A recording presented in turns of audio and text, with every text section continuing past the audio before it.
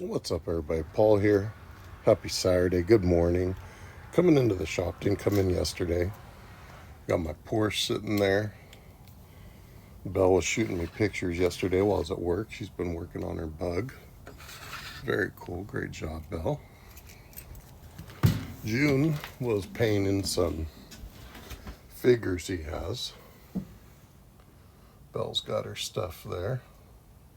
Cleaning up parts. Good job, kiddo. I got some of my projects sitting from the other night. Nice fresh cup of coffee I just set there. Got my 454. We got the Iceman chassis I'm looking at using under it.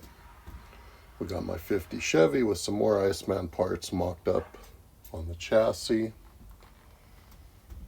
We got a stack of shop cards getting ready to go out. So, good stuff. I'm going to spend a little time in here this morning before I head to work. So let's see what we can do.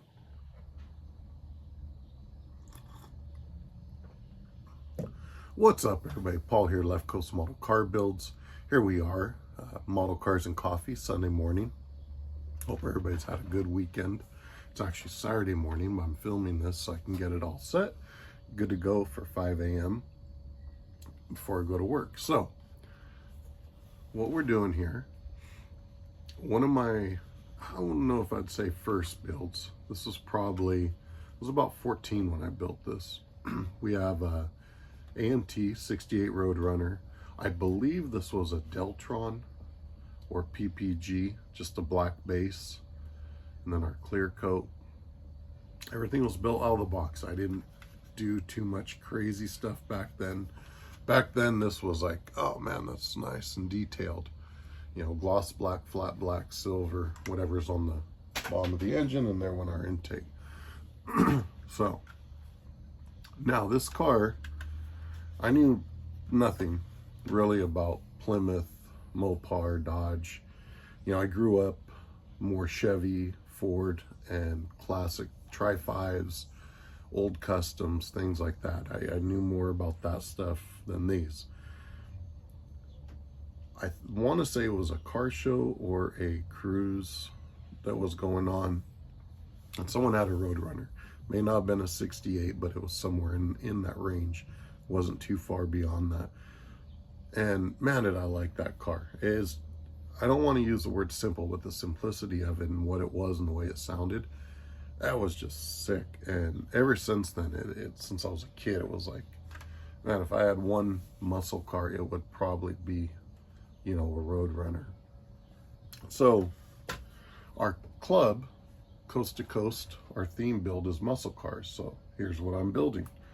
I'm going to go ahead and do something similar to this. I don't know, you know, it may not be similar, but it's going to be a 68 RoadRunner.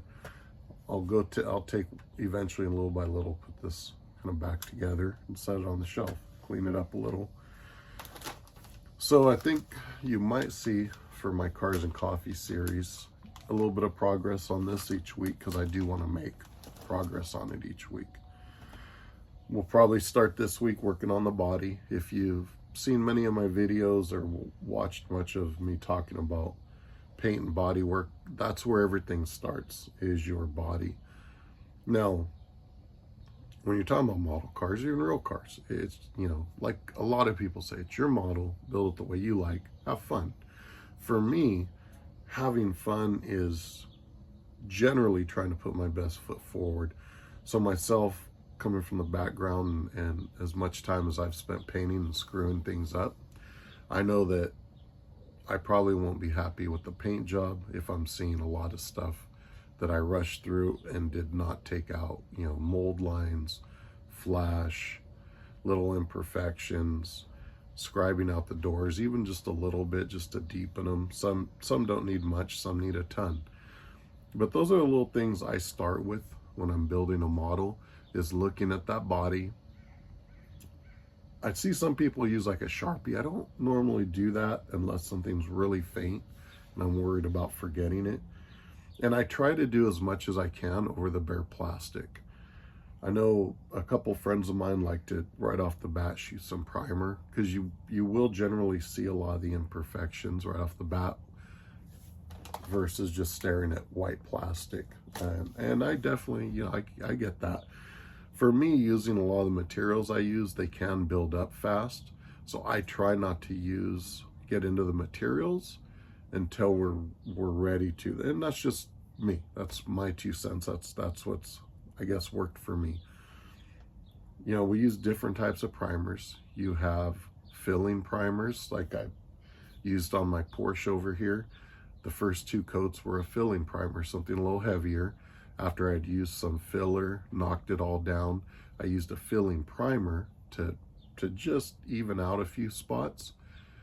And then I blocked that down.